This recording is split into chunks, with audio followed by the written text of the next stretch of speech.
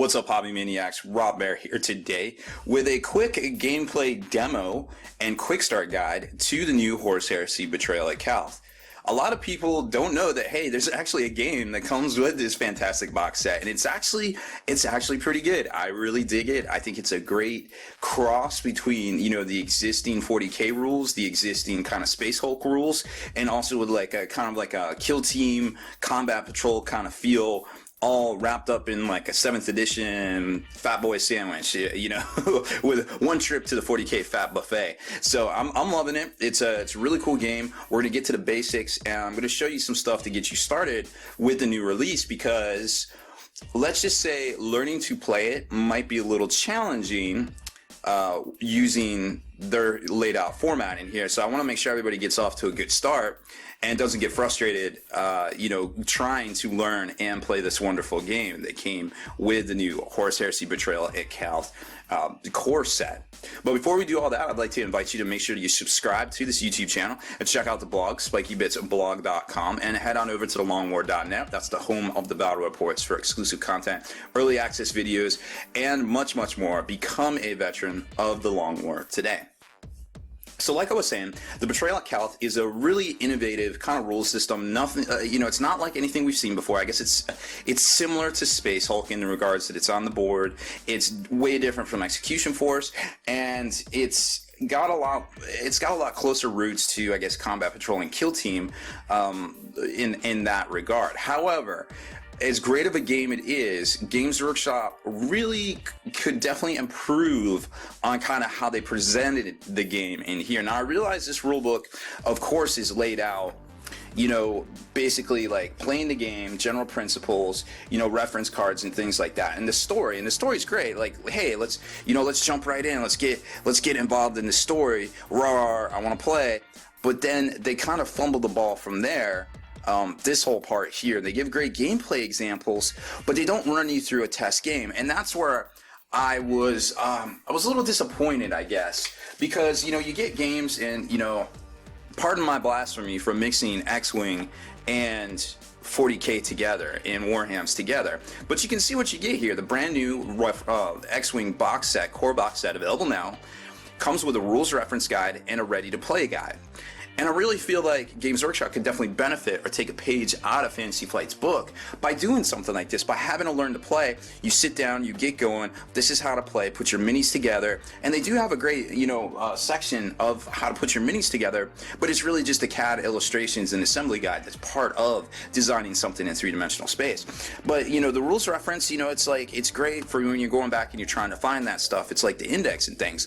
But when it comes to the actual quick play, it's like, boom, here's your component list, here's all your stuff, which is similar to what they did here in the fact that they're like, give you some of the parts, but they don't give you everything right here. And then it gets into the actual playing the game, a tutorial, a full-on tutorial, and it's just not in here. And I like to think that I am a very smart and savvy veteran gamer, and that I can figure out any rule set, in a short amount of time and get playing. And that quite wasn't the case with this. It took me about an hour to 2 hours to really wrap my head around this, trying to play with my friend Andy. And we were really trying to wrap our heads around it collectively, and we made a lot of mistakes. The first game, we completely did it wrong. So it was a little frustrating. So I was like, you know what? I'm going to make a video. I'm going to help people. We're going to make a little quick start video, a little quick demo play. There's 6 great missions in here. There's going to be an exclusive mission and a new White Dwarf. And hopefully people don't get off to the wrong foot, because I really feel like there's potential here for this game.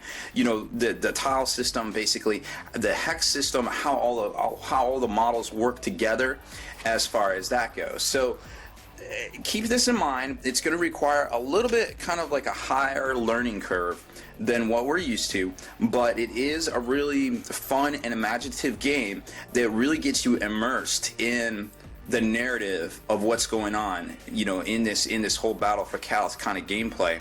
And you really get stuck in pretty quick once you start playing those missions. It starts escalating, and it's really fun from there. But early on, it can be a little frustrating, and I want to make sure that everybody has a really good time with this and doesn't get frustrated and discouraged from actually playing the game that's in here, because this is something that, you know, Games Workshop can put out, you know, a little update, a little supplement book, you know, with a couple more tiles, and then you start getting more and more stuff. Now granted, it can only scale so far. I couldn't see this scaling to over 1,000 points, but I tell you what, if I can play a game of 40K with 7th edition rules, you know, that's actually really fun and intuitive and very low on the arguing, you know, like that's the problem with 40K in my opinion, not the arguing, but just the vagaries. You know, it's three-dimensional, there's three-dimensional terrain, you know, what somebody might see as difficult ground or a line of sight might not match up to somebody else.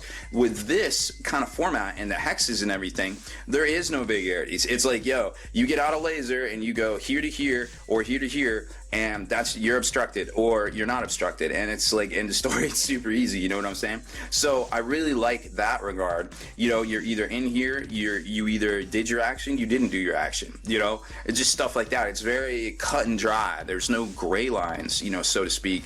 Now there are a couple of little gray lines that we'll talk about where it isn't quite as clear as I would personally like it. I'm sure it's very clear to the game designers, and I'm sure it's something that you know, maybe we'll have figured out here in the future. So first off, I wanted to talk about the reference cards themselves, because that's basically how you build your units, because it'll say, hey, take a veteran squad. And well, here's what a veteran squad is. You know, a veteran squad gives you options on the back right here. So let's take a closer look at that first, so you just kind of know how you're building your things. So the squad composition is a Legion veteran squad is 1 veteran sergeant and 9 veterans, and then a warrior options lets you take whatever you want. Now some people might be, oh my god, it's Age of Sigmar. Their mind's blown because there's no point values on here, but the missions tell you what to bring. And to be quite honest, if you want to go that extra mile and you want to be like adding point values and doing all sorts of stuff, and you want to escalate, you know what these point values are. Like, you can get the small books from Forge World. You can get that stuff. You can point it out, and you'll know what those point values are. If you're like, yo, let's play a 1,000-point game, let's play a 500-point game on the hexes, then you know, hey, if I take an autocannon, it's this many points. If I take a plasma gun, it's this many points. The points really shouldn't differ from what is in here, even though the game is fundamentally different from 40K. You know what I mean? So keep that in mind there. These cards are going to tell you everything.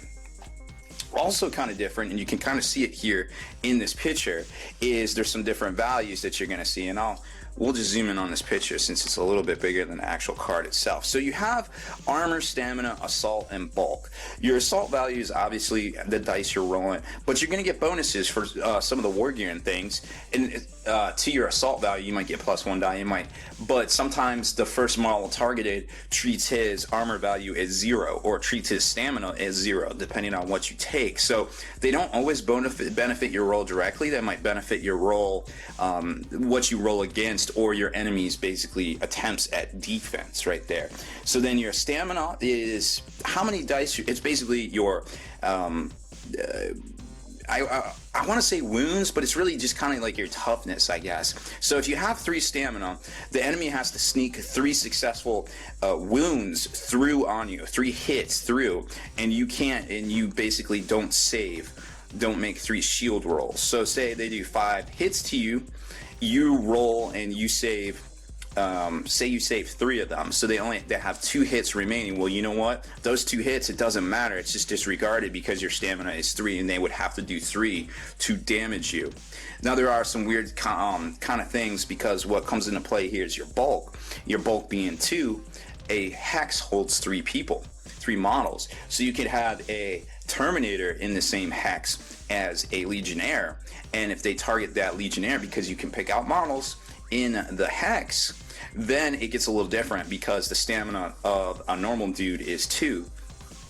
So they could be like, well, my chances of hurting the Terminator are really low, but I can F the guy up standing in the same hex with him, so I'm going to do that. But so generally there isn't a lot of reasons to put a model in with the Terminator unless he's one of the commanders, and therefore much tougher. But just keep those sort of occurrences in mind. Like I said, this game doesn't scale because you can't really add things in that are bigger than a hex, like vehicles, for instance, or like, dread knights, anything with an oval base, something like that. So this is why it's got that combat patrol kind of feel, that Space Hulk combat patrol kill team kind of feel.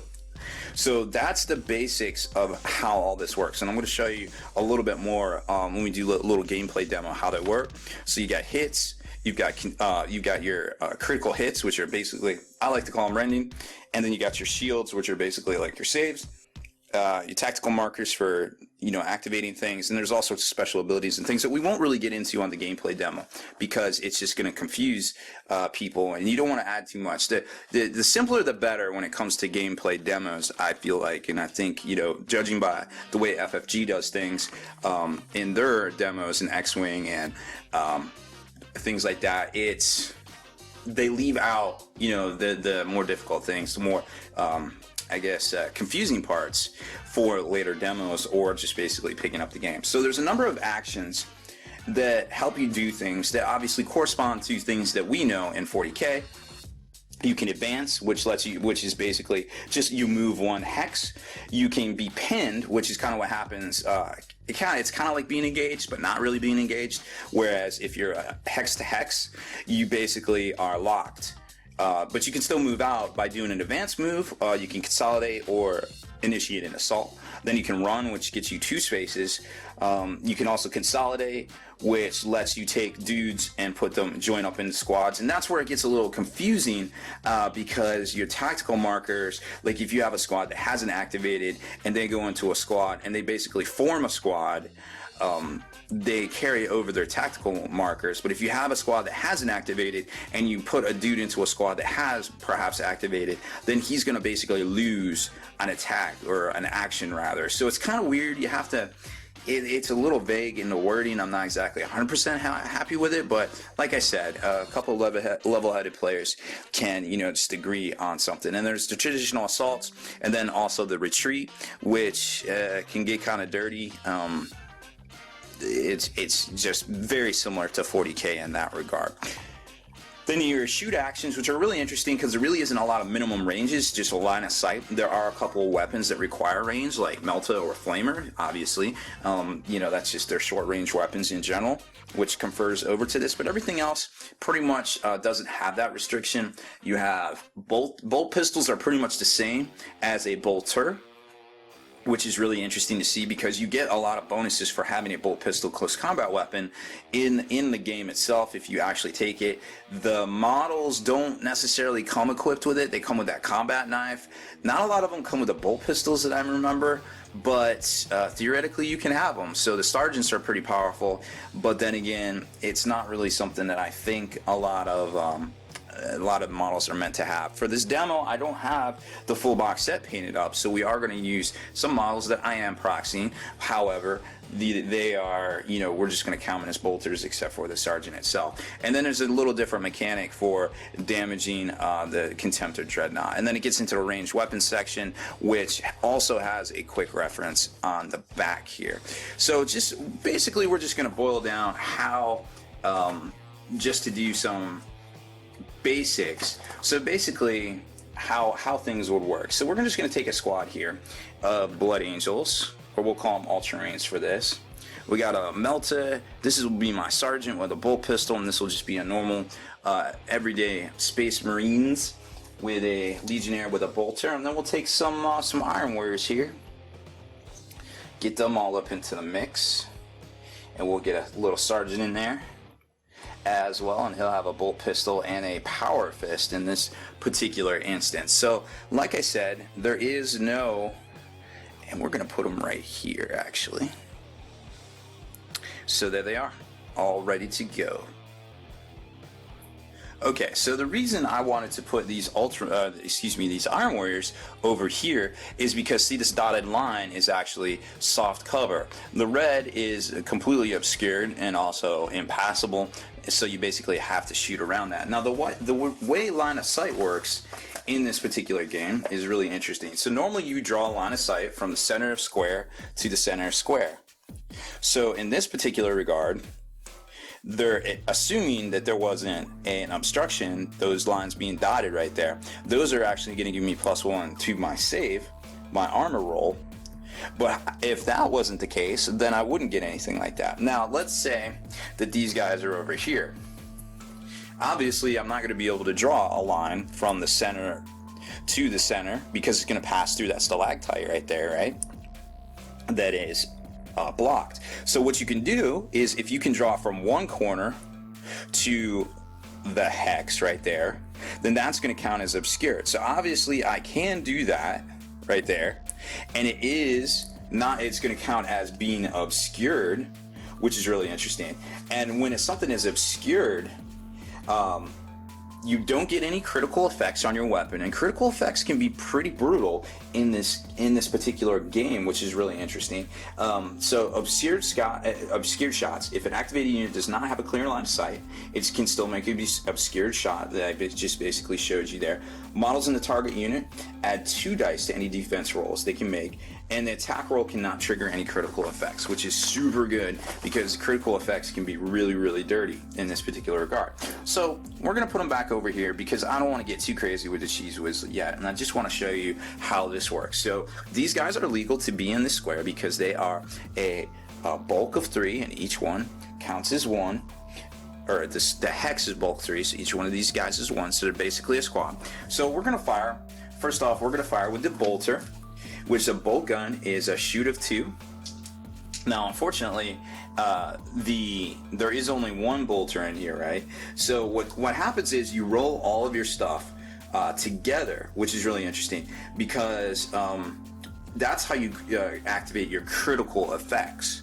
So the more dice you roll, obviously, the more chances you have to roll a critical effect. And on this dice, that's the critical effect right there. Hits are the target symbol, and shields are your save, basically. So there's 2 each of those, and 1 critical and 1 blank. So your chances of rolling a critical are 1 in 6. So if each dude with a bolter gets 2, and a bolt pistol also gets 2, you're obviously going to want to roll them together to try to get 1 critical effect. And you can activate 1 critical effect per shooting phase. So for a ranged attack, you total the shoot values of all weapons carried by models in the unit, and then you roll that many dice. So I have a bolt gun, which is 2, a bolt pistol, which is 2, and then I also have this fancy melta gun, which is 3. And I can shoot the melta gun because I'm within 3 hex range, 1, 2, 3 of them right there. So I'm going to get to roll 7 dice for this attack. I don't have any bonuses because we're not doing any command cards or anything. And this is just a basic game. The command cards you get to draw based on the mission, and a lot of times they have fun things like play at the start of the activation phase, choose up to 3 cards, and then roll a dice. If it hit a score, take this card in your hand. Fun and wacky stuff. A lot of times they give you extra actions, they give you extra shoot, they let you make saves, they let you sometimes shoot through the walls. So it's really good to always check your hand and see what's going on there. So I'm going to make my roll, my shoot roll. Boom, there it is. 3 hits and 3 shields. Obviously, shields don't really work right here. I didn't get any critical effects, so unfortunately, below average there because 1 in 6, I rolled 7 dice. I did get 3. Now, I'm going to say, hey, you know what? I hate sergeants. I'm going to elect your sergeant mans right there because I know he's going to beat my ass in assault when we get there. So I'm going to make you take it on the sergeant. So the sergeant has an armor value of 3. He also has +1 for being in cover right here, rubble. So I'm going to roll my dice, and that was really bad. That would be a good shooting roll. That is not a good saves. So here's what happens. 2 are applied to him because he has a stamina of 2. So I allocate 2 out to him. He is removed as a casualty. Then there's 1 left, and I apply 1 to here. But the problem is that he has stamina 2. So unfortunately, this doesn't matter. There's no wounds in this game. It is disregarded. So now my Iron Warriors are at a disadvantage because the combined firepower cannot really. It's good, but it's not quite as good as 3 dudes over there. So that was their activation as a shoot attack, and we'll get to activations here in a second. But I just wanted to show you what you guys are really wondering about, and that's how you actually function and things like that. So they're going to shoot back. We're just going to assume they activate. They get 2 each for their bolters. They don't have any fancy schmancy thingies for shooting, and they did really well. They did above average. So they get a critical effect, and 2 regulars. Criticals always count as a hit in addition to their critical effect, which for a bolt gun is actually pretty good. The critical effect on that is to take away a tactical point. And then what a tactical point does is let you activate and either shoot, move, run, assault, things like that. So in this particular instance, if they had a tactical point left on them, I would take it away and I would say, suck on that, because now you only get to make your 1 attack against me, whereas I get to make 2 against you, and those 2 guys' firepower just became superior to 3 guys' firepower because they're going to get to shoot twice. And we'll get to actions here in a second. So first of all, I'm going to say, you know what, melted guns, I don't like those. Get rid of them. We're gonna allocate there. And Mr. Melted Gun guy is not in cover because we can draw a clear line of sight, center to center, like we showed you earlier, and there is no rubble or anything like that. So he just gets his normal save, which is armor 3, and he is going to die. And then the same thing happens. There is 1 left over to him, but it doesn't matter because there's no wounds in this game, so we don't have to sweat it. So that was one simple activation. So we're going to say that these guys activate next because we took away a tactical point, and we're just going to teleport to assault. That doesn't normally happen, but I just want to show you how basically assaults work so we can get back to the grandiose scheme of things here. So we're going to say that they don't get to attack, and they do because they assaulted in. When you do perform an assault action, you get to move a whole space. So we skip the space there, but that normally doesn't happen. So we skip the space, we're going into assault.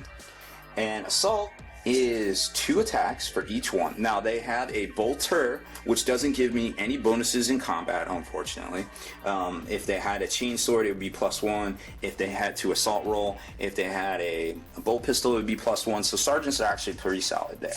But they do get +2 to each dude because that is their assault value. So we're gonna roll 2, and we got 2 hits. Again, you're seeing a common pattern here, right? So we're gonna allocate to the sergeant because that seems like a good idea. He's got a bolt pistol and he's got a chain sword, so this guy's getting 4 attacks back on me. This guy's only getting 2 because remember, these guys are bolters.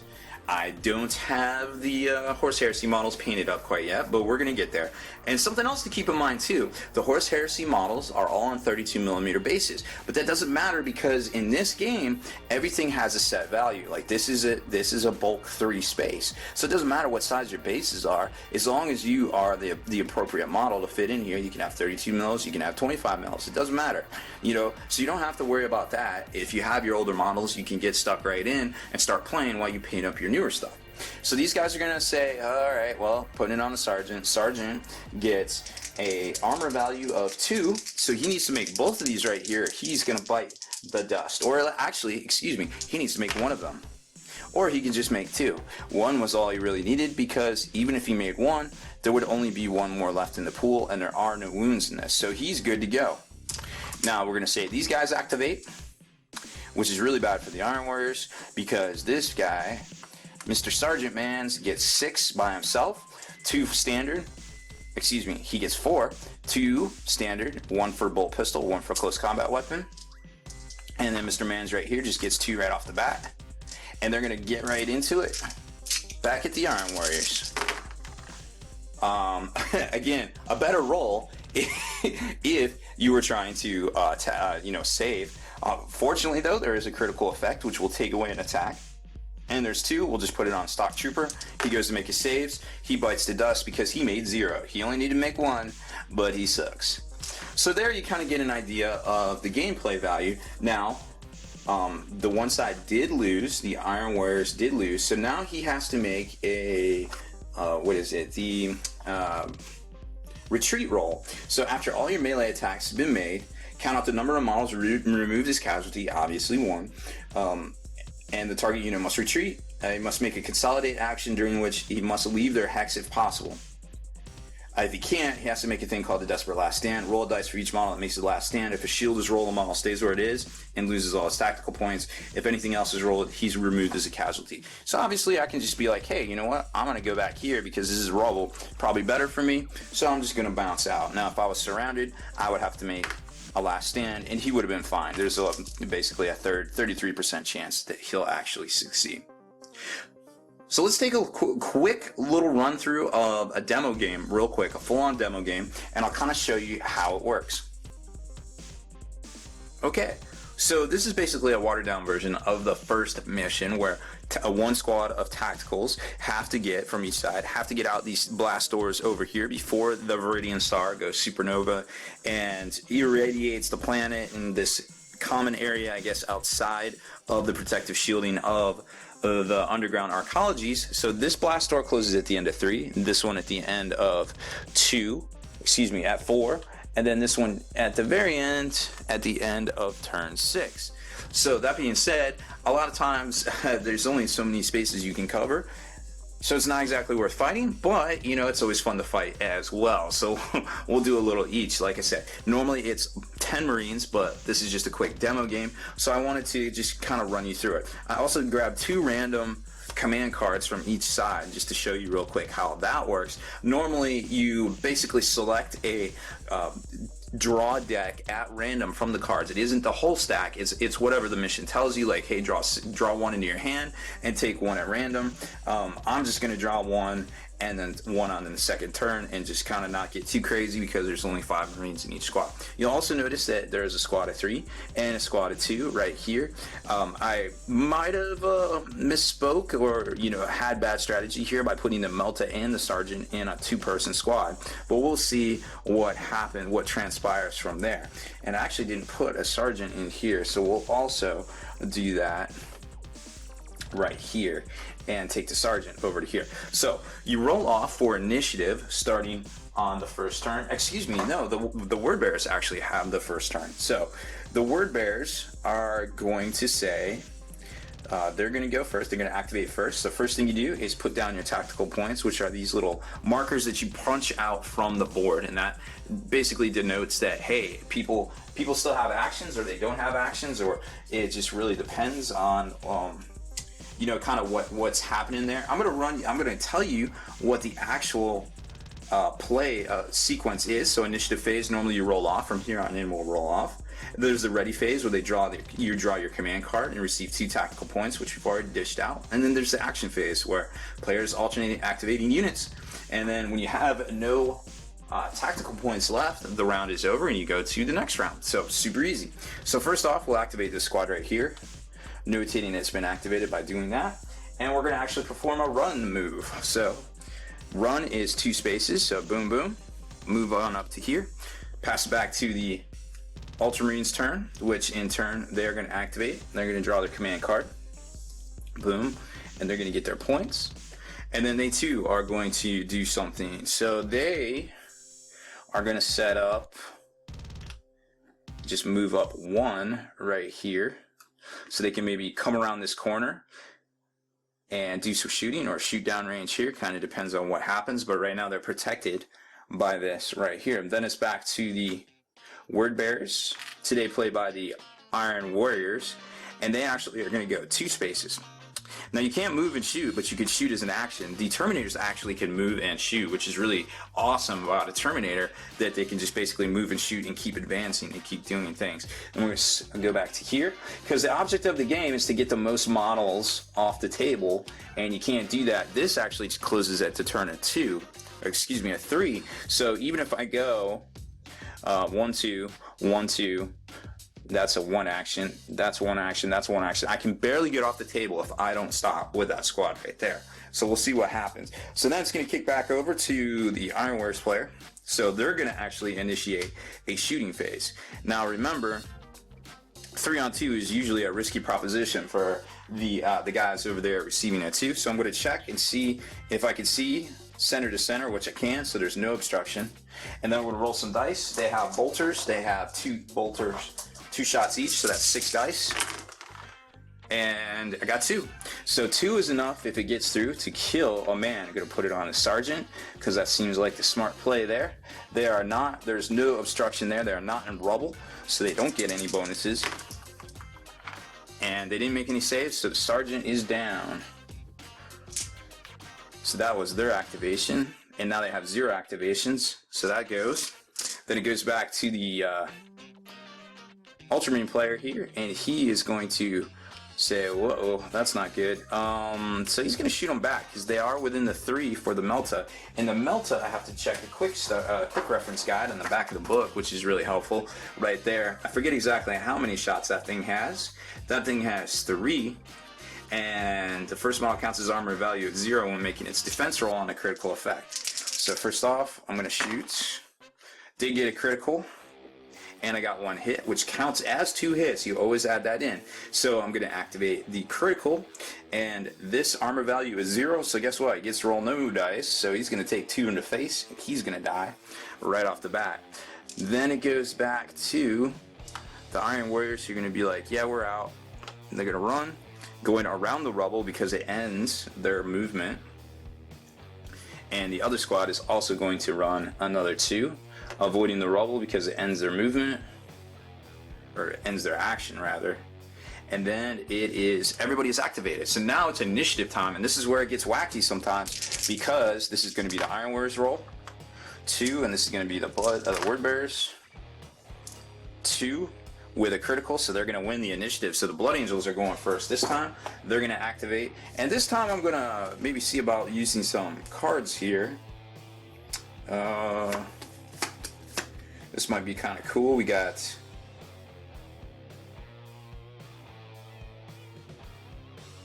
something really neat here. So we're going to play at the start of any action phase. Place the standard marker in the hex containing the Ultramarine. Now this is a little marker here that lets you, really kind of helps you hold the line. It's called Not One Step Back. So boom, that is, he is going to be able to reroll all if he's forced to retreat and he cannot retreat, and he treats all his blanks as shields, so it gives him a little bit extra bonus to his saves because he's going to try to keep working on these Iron Warriors if they're right there, if they're stupid enough to stay there right there, that is. So everybody's going to get some, and that card has been played, so it goes in the discard pile. Everybody's going to get some tokens, and then it's right back to it. They activate first, so obviously he is going to try to undo this squad here. 3 dice again. Good for saves, not good for shooting, so he just wasted his attack. Then we're going to activate these guys, and of course, they saw what the Melta Gun did to their buddy, so we out. And they're going to run 2. And that has given these guys cause to think, because now we got 1, 2, 3, 4 guys that can just run right off the board, so it doesn't matter. If these guys get off the board, he would also have to get off the board. He's going to have to pass through here. He's going to lose a turn of action. So the chances are he'll never make here, but he will make this portal right here, which would pretty much end up as a tie. I don't know how the Ultramarines feel like, but they, these guys came down to their planet. They're roughing up their area. They got to pay. They're not going to get to survive. So they're going to come over here, and they are going to try to cause a ruckus and not let these guys just run away and do their thing. So they are down to their 1, and these guys are going to activate. Obviously they know what's coming, so they are going to try to get into a better position and do some dirty work there. And this guy is going to activate. Obviously he doesn't have anything left now, so he's just going to move. He loses his action, and then it's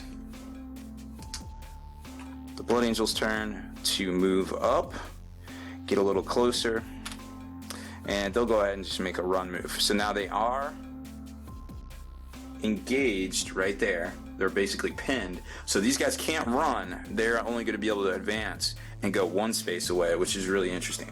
So now it's back to the initiative step. So they're going to go. They got 2 Iron Warriors, got 1. So Blood Angels are going to get to go first.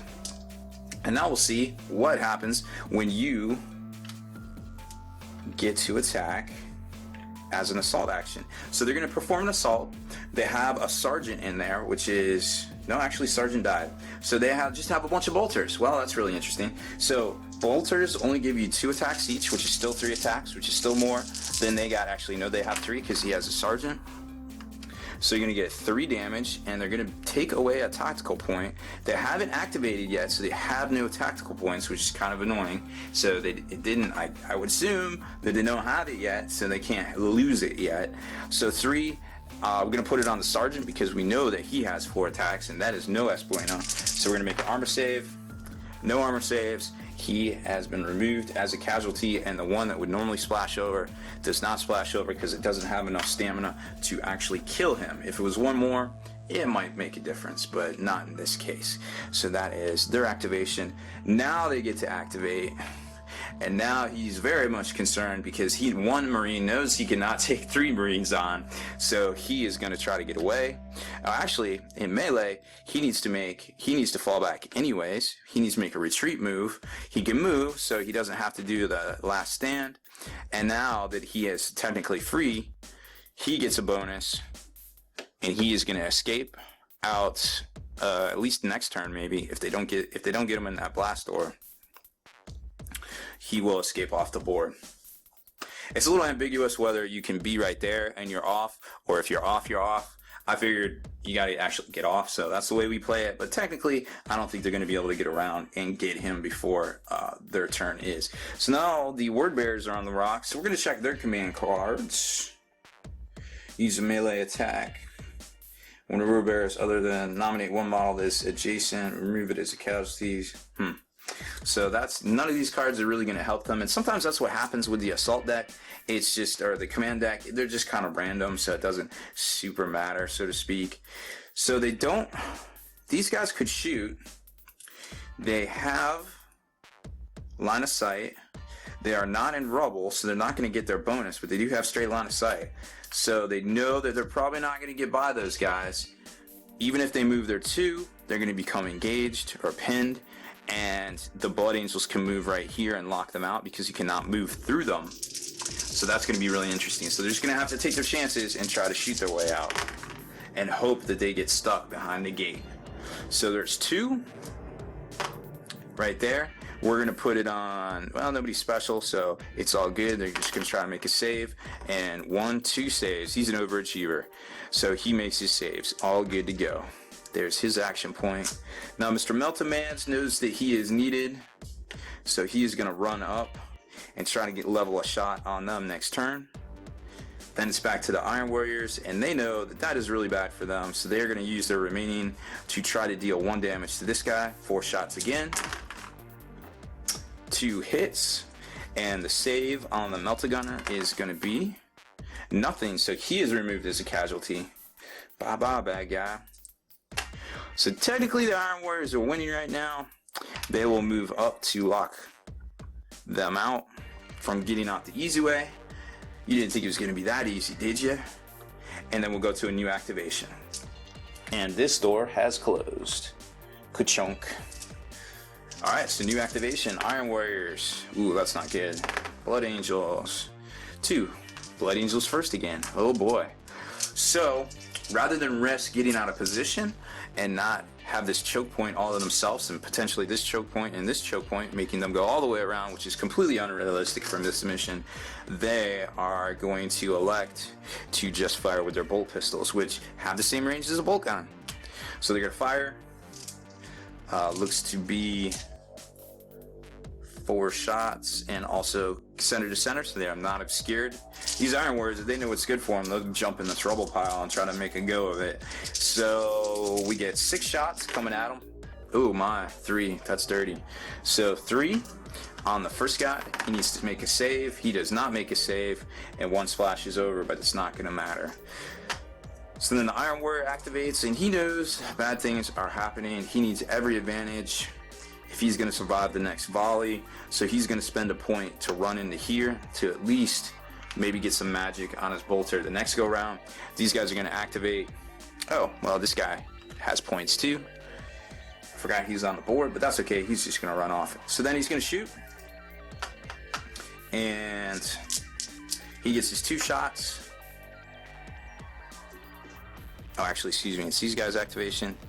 They get their shots. Oh, that is not good. He can't survive that regardless. So not only is he going to lose his tactical point, which is very tactical, he is also only has 2 saves, so he's going to get dealt all that. So you can see that what severe, overwhelming firepower from 3 Marines rolling 6 dice can do to a squad that's even 2 or even 1.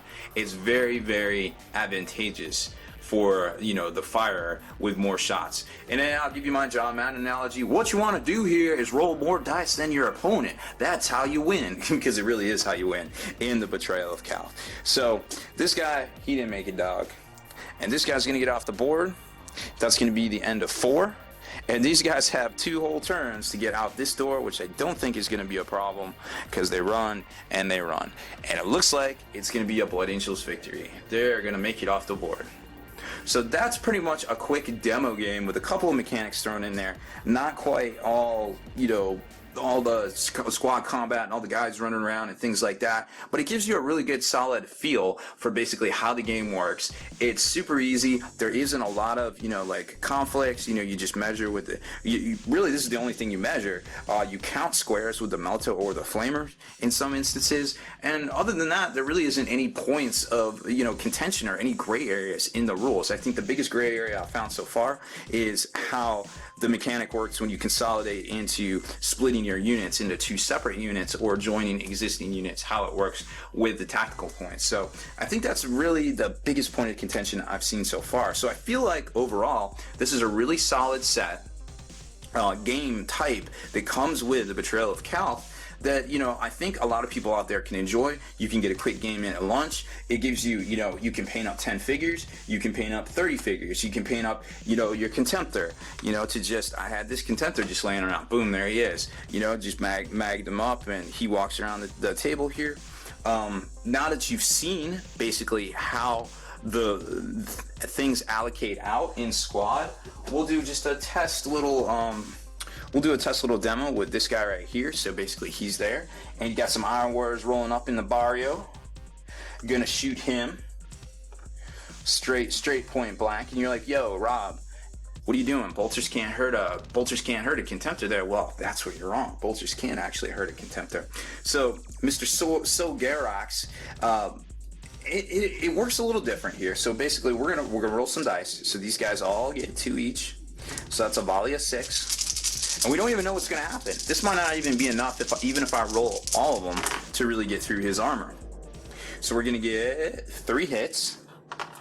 And that's where it gets a little crazy, because you're like, well, where do I go? Well, I don't know. We're going to draw a damage card. That one. And that is a sarcophagus. Ooh, that's interesting. So what happens here? The sarcophagus armor is 6. He has a stamina of 6. Subtract the number of face-up damage cards from this value. Obviously, we don't have one yet. This technically isn't there yet, assigned to him. So, that being said, what we're going to do is armor of 6 against 3 attacks. So he's going to get 6 dice. We need more dice. And we also have a critical, which is going to take away a tactical effect, or a tactical point if we were keeping track of that right now. Turns out he has 3 shields, so he saved it. He almost didn't save it, but here's the problem. His stamina is 6. So even if I had 3, I would need to do 6 to damage his sarcophagus. So obviously to damage the sarcophagus, you need more face-up cards. So let's take that back, and let's say I chose, or at random, we chose the Atomatic Power Core. That is a little bit harder. It's a 1 in 6 chance to grab, but that is way easier to damage because check it out. It only has stamina of 2. So all right, well that's fair. Oh shoot, I only get 3 dice. So this is not the one you want to see drawn for your damage. So now you're like, okay, well I got 3 armor. That's good for hitting, but not for defending.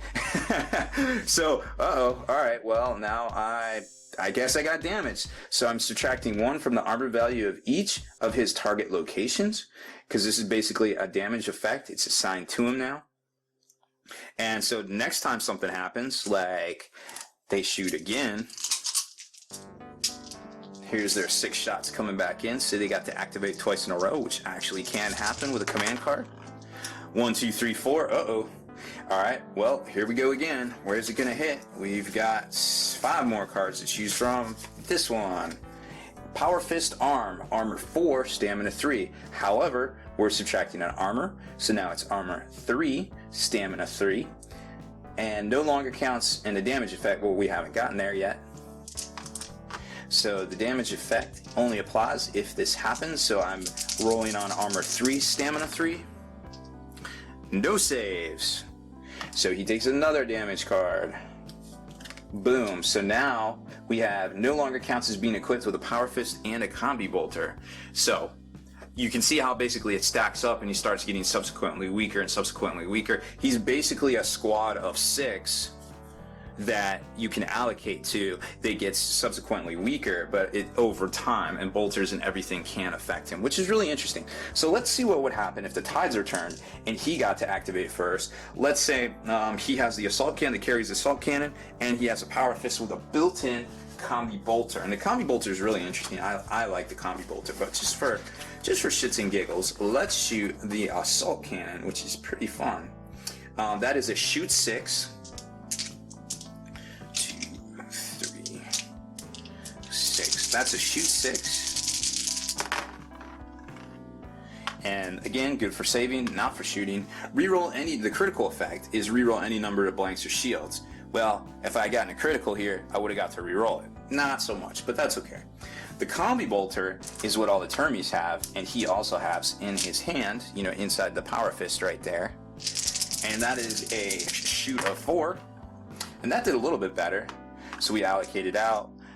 Save 2, 1. So in this particular instance, he saved 1, but 2 are going to get through. So 1 is going to be removed as a casualty, and you can kind of see how that goes. And we already saw what happens with the Power Fist. Basically, the Power Fist normally makes the armor value 0, so he just basically pummels him because he doesn't get an armor save. The Contemptor Power Fist gives you +1 to your assault value as well, as making the armor value count as 0 when some target's making his defense roll. So it's a little bit better. It gives you a bonus, not that the Power Fist gives you a bonus. So there's basically how the Contemptor comes into all this. So as you can see, there's a lot of cool elements here, a lot of ways to play. It's all very streamlined. It's all very easy to do. And once you see this quick start and basically how it works, you kind of get a better idea of that it is a fun game, I feel like, and that it's you know, you can definitely form leagues, you know, lunchtime leagues around this, and you know, it's not that many models to paint up and play with on the tabletop. So maybe we'll do some more videos of going through each scenario one by one with another opponent, just kind of like some quick battle reports. I don't know what we'll have time for here in the near future, but I definitely wanted to do this quick start guide because, like I said, I feel like the rules need a little bit of improvement, maybe their own quick start guide in the future. I hope to see some of the box sets, but Games Workshop overall definitely seems to be improving their processes for this whole campaign book and things over the past 2 years, you know, starting with the supplements themselves in 2013 up to the two book Callion, you know, 2 expansion box kind of set that we saw here recently. So good things are coming from Games Workshop, and I'm sure we can expect much better box set games here in the near future as well. MBG Rob Bear, thank you for watching my quick play tutorial demo video on Betrayal at Calth. Finally, the Long War Kickstarter is here. We are trying to raise money to improve all elements of our videos. Cameras, microphones, lighting, and even editing software. We're more than just a company dedicated to bringing hobby back, we're a community. Whether you enjoy all of our content for free here on YouTube, or you're a member of the fast-growing Hall of Veterans and you enjoy early exclusive access, we're part of the same community. It's not all business though. All the Long War swag that you guys have been waiting for is available on the Kickstarter. Please stop by, check out our Kickstarter, and thank you for the support.